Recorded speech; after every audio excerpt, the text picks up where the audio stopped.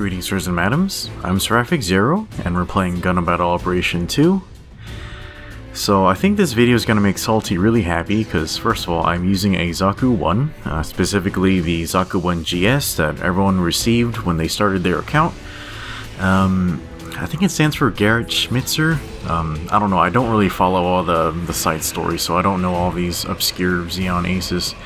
And the second reason Salty will be happy is that the suit is not painted gold yet, because I actually recorded this match before I had the ability to paint.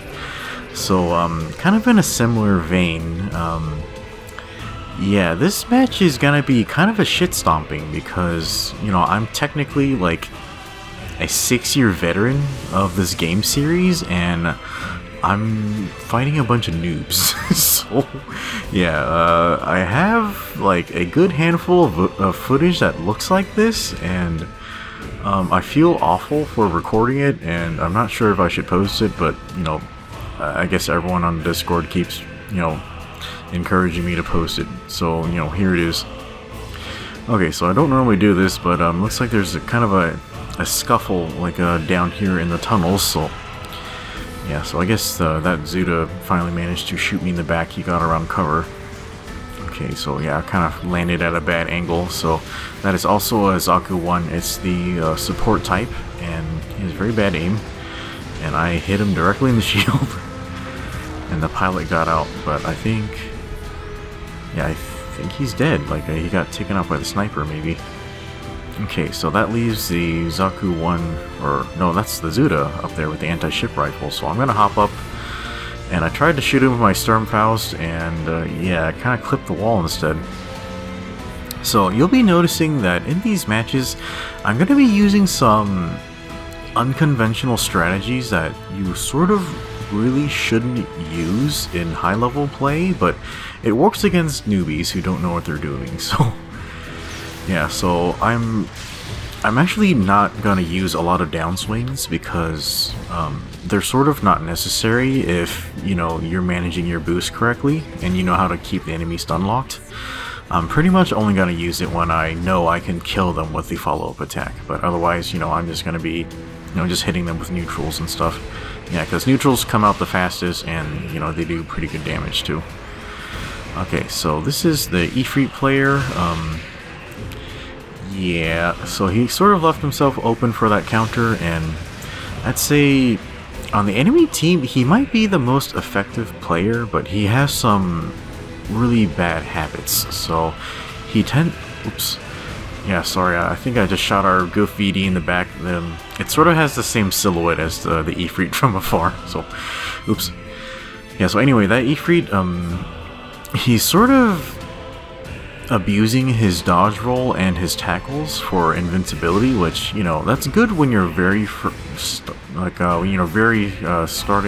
you're very new and you're starting out for the first time, but eventually it's sort of using up your entire boost gauge in a wasteful manner, so you kind of don't want to do that.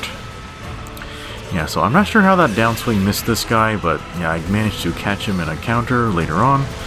And yeah, so yeah, we seem to be playing at 300 cost. I think the Zaku 1 GS is level 1, 300.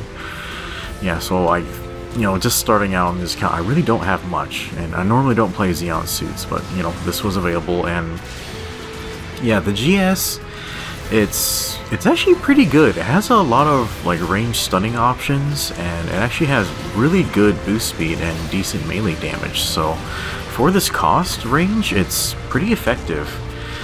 The walk speed is a little slow, but the fact that it can boost okay is pretty good, and the fact that it can dodge roll is very good defense. Yeah, so we're just going to lay an airstrike on that guy. We're going to get back in the Zaku. Holy crap, that was awesome. Let's see it again. Jesus, that's crazy. Okay, so yeah, we're going to boost out of the way of that artillery strike. I think that was technically my artillery strike. Okay, and we are tangling with the Zuda again. A red Zuda. How fast does this thing go exactly? Yeah, so there we go. Yeah, you don't need to use trip combos when, you know, you have better positioning and like boost management. Alright, so we're going to capture this point too. And I'm really doing this because the rest of my team isn't really taking care of that stuff for some reason, so yeah. Okay, here's the Zaku 1 support type again. I forgot what its custom designation is. I don't really remember because it's been a long time since I've used that. Oh, okay, here's our friend the Ifrit. Yeah, he's hitting me in the back. And for some reason, like lately, I've had a lot of trouble with these knockdown combos because, you know, normally, like, you should be able to dodge roll, like, right after the stunning shot, but often my rolls just aren't coming out for some reason. It might be a lag thing.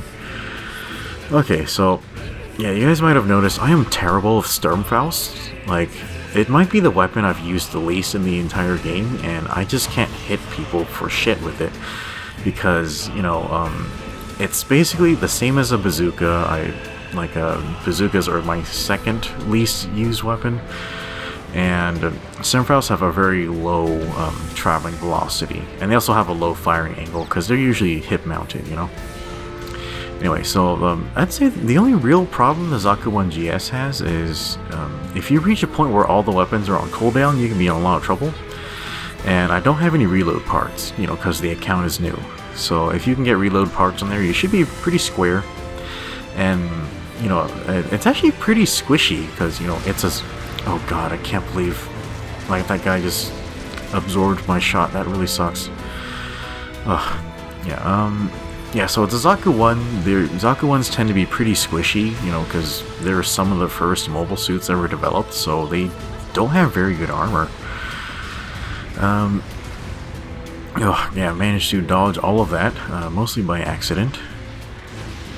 Okay, here's a solid hit on... What the heck is that thing? I think it's a Gim Camouf. Yeah, it's a hard G. Okay, and here is... Yeah, they're a Gigan.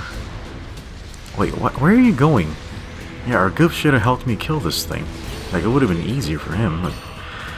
Okay, well, I guess I finished off the Gigan by myself.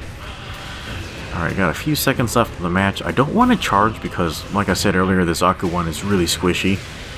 And I can't believe the splash didn't catch him. That's very annoying. And I think all my range options are on cooldown right now. So I got like a few seconds left. I think I can manage to get another hit in. There we go, solid hit. And I'm just gonna dodge roll Adam to flex. Okay, so yeah, that match went pretty okay. It had horrible teamwork from both sides, and you know it's a low rank, so you're pretty much gonna see horrible teamwork everywhere. So hopefully you can just power through that until you get to higher classes where people know what the heck they're doing. But yeah, so I did highest damage, got the highest score. Yeah, praised the graffiti, he was doing pretty well. And I went ahead and praised the Gigan player because he was doing pretty decent as a support. He was laying pretty good suppressing fire on us. So, alright, so I got 8 kills versus 1 death, so that's not bad. I'm not really proud of that because, you know, I am fighting extremely inexperienced pilots. But yeah, we have a few matches like that. They're sort of entertaining in a way, but yeah, we'll post some more interesting matches like mixed in there too. But anyway, guys, that's going to be it for my thoughts on the Zaku 1 GS. Pretty decent for its cost, but you know, I'd rather use other stuff. But anyway, that's it for now. So you guys, hopefully you enjoyed the video, and we'll see you next time.